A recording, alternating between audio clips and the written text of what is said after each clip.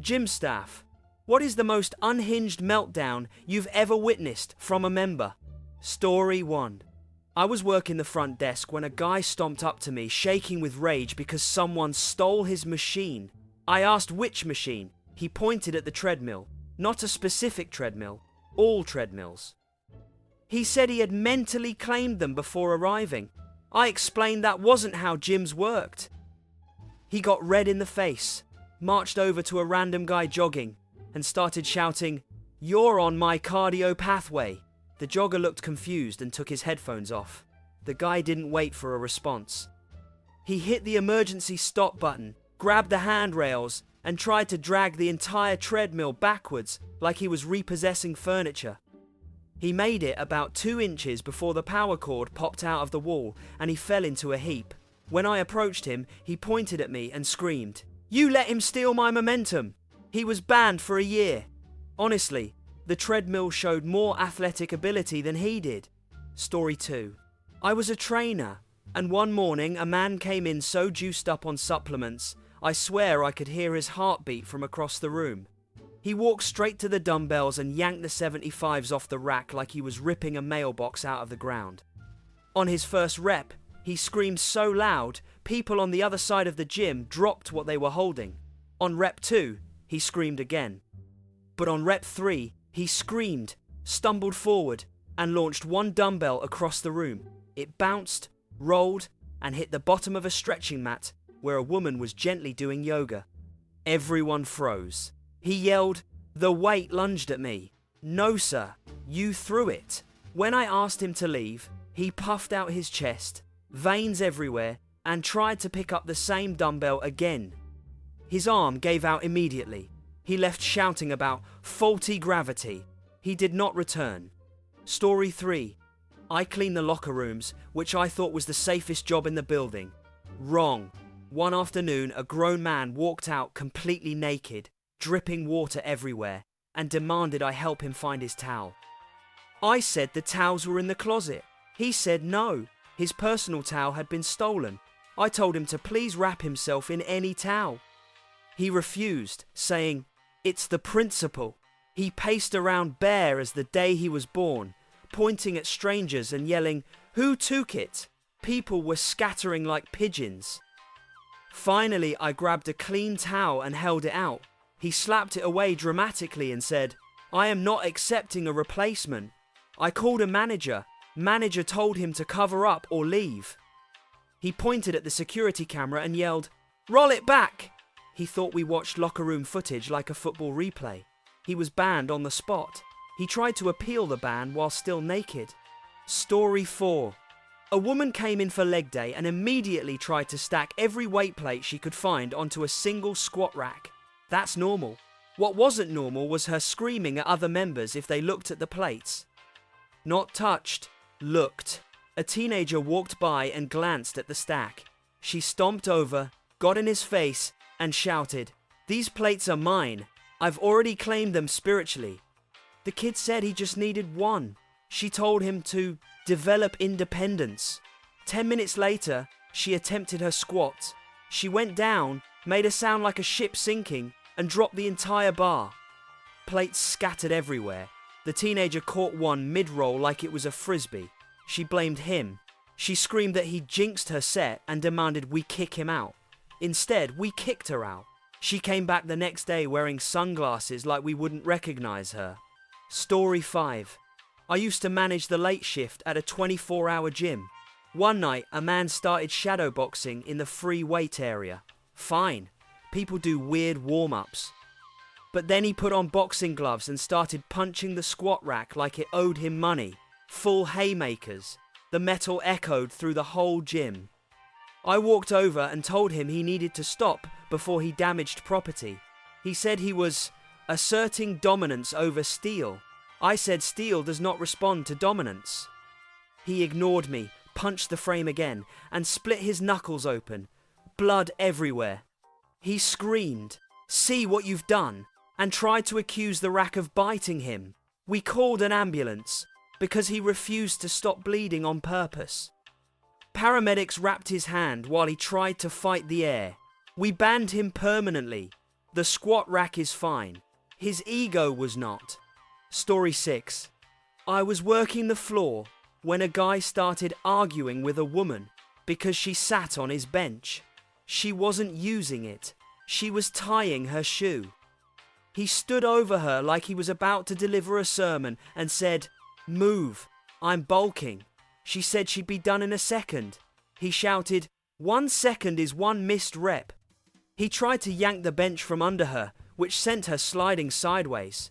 She stood up, furious, and he immediately accused her of attacking him. I saw the whole thing. I told him he needed to leave. He screamed, "I pay your salary," which was hilarious because he paid $9 per month. I told him to collect his belongings. He kicked over a water bottle stand on the way out like a moody toddler. Lifetime ban. 0 regrets. Story 7. I once had to break up a fight because a man accused another guy of breathing too loudly. That was the whole conflict. Loud breathing. They were on separate treadmills. The loud breather had a deviated septum and was wheezing through his workout. The other guy pointed at him dramatically and shouted, "He's ruining my rhythm." Loud breather apologized. The other guy didn't care. He got off his treadmill, marched over and tried to slap the emergency stop clip off the other man's shirt. They started grappling like awkward penguins. I had to physically step between them. When I told them both to calm down, the instigator yelled, "This gym supports respiratory terrorism." I still think about that sentence. He was banned before he cooled off. Story 8. I watched a man completely lose his mind because someone else touched his barbell. Not used it, just touched it to move it out of the walkway. He stomped across the gym like a dinosaur, waking up angry and yelled, "That bar has my essence on it." The other guy blinked and said, "Dude, I just shifted it 3 inches. The first guy roared, grabbed the barbell, hugged it to his chest like a teddy bear, and snarled, "It knows me." Then, in the most dramatic meltdown I have ever witnessed, he carried the barbell into the bathroom, locked the door, and yelled, "No one takes my gains." We had to call maintenance to unlock the door because he refused to come out. He was sitting on the floor, sweaty and ashamed, cradling the barbell like a child. Lifetime ban. And we disinfected that bar so aggressively it nearly dissolved. Story 9. I once saw a woman get into a screaming match with her own reflection. She was doing glute kickbacks when the girl in the mirror looked at her weird. The girl was her. She stomped over to the glass, pointed at her reflection, and yelled, "You got a problem?" Everyone froze because nobody knew who she was talking to. She shoved the mirror with both hands, which shattered the little wooden frame around it. Then she started yelling at the actual wall behind it, like she was trying to intimidate drywall. When I tried to calm her down, she screamed, "Don't defend her," and jabbed a finger at her reflection again. She was escorted out, still yelling at herself. Winning an argument with your own reflection is a new level of cardio. Drugs are clearly bad. Story 10. A guy came in wearing a full weighted vest, wrist weights, ankle weights, and for some reason, a metal chain around his neck. He looked like he was preparing for a boss battle. He walked directly to the pull-up bar, jumped, missed, and face-planted into the crash mat.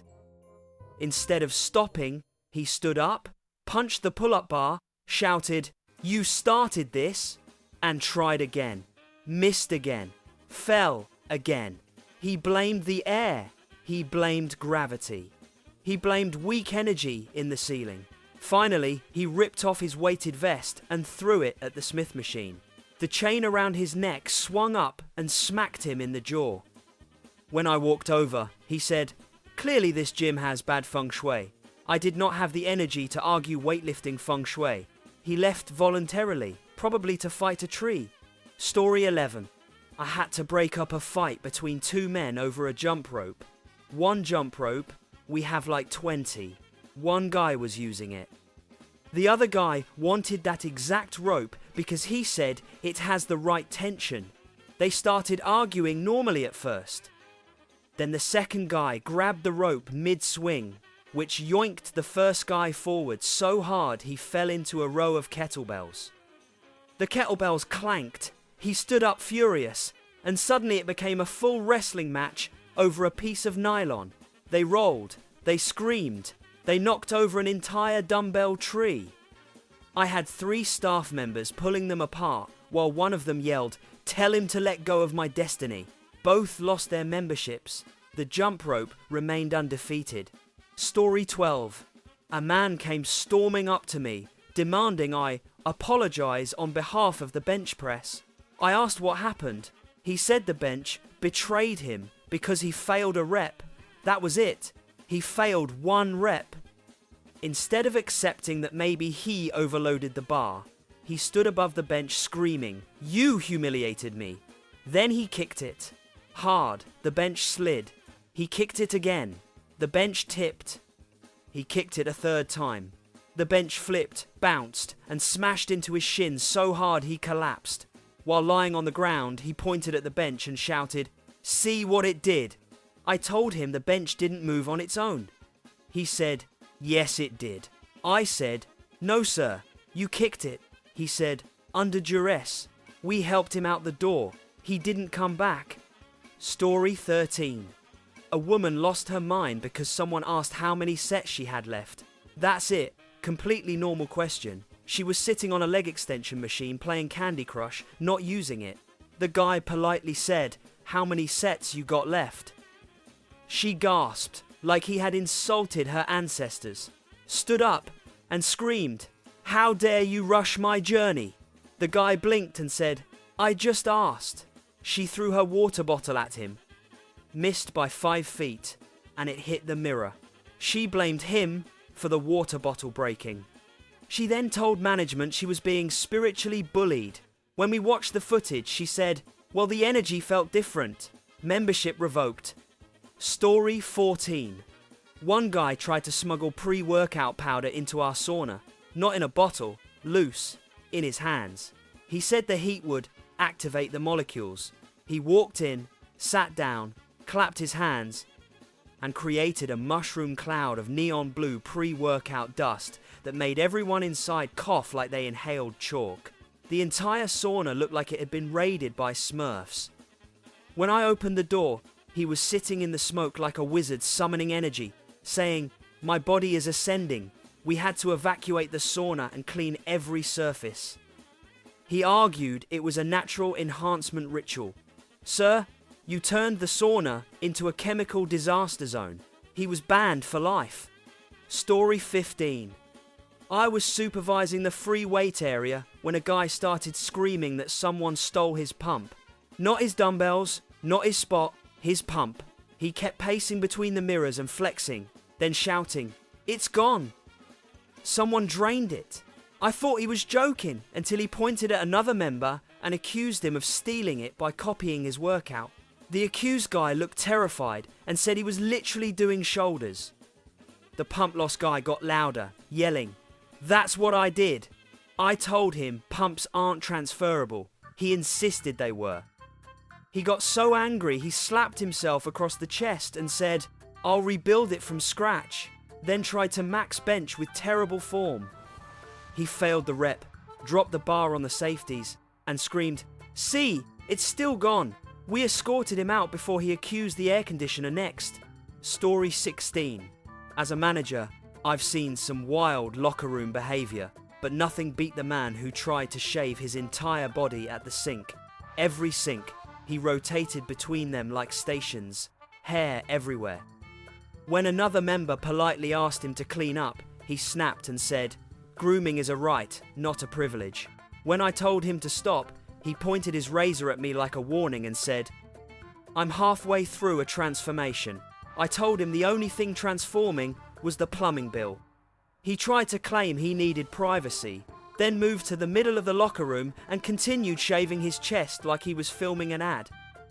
He was escorted out wrapped in a towel, muttering that we interrupted his ritual. I still find hairs in that room sometimes. Story 17. There was a guy who used to bring his own resistance bands, which was fine until he started anchoring them to whatever he wanted. Machines, door handles, other people's benches. One time, the fire extinguisher. The day he snapped was when someone moved his anchor point so they could use the lap pull down. He lost it. He started yelling, "You broke my system," and tried to reattach his band to the weight stack while someone was mid-set. I ran over before he got himself catapulted across the room. He refused to let go of the band. The weight stack dropped, the band whipped back and smacked him in the thigh so hard he screamed like he'd been shot. When I told him he could have hurt someone, he said, "The universe hurt me, not the machine." He was suspended for a month to cool off. Story 18. I once saw a woman snap because a guy asked if he could work in between her sets. She wasn't using the squat rack. She was sitting on it, scrolling her phone. He approached politely.